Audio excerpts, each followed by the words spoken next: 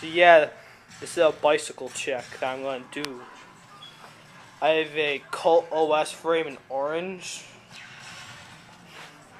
a Colt leader bars in orange with fly Rubin grips and no bar ends. I got a Shadow attack stem and a stock headset from my old bike. I have Colt sack forks, a fit FAF tire, and a stock wheel for my old bike.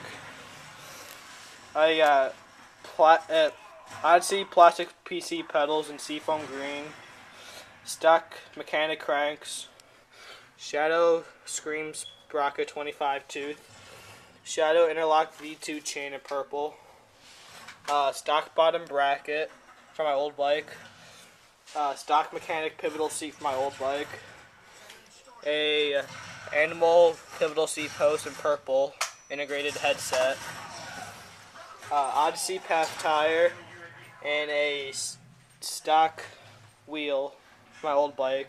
That was purple, but then I streaked it with my old brakes. But I don't run any brakes because brakes are for faggots. So yeah, that is my bicycle check.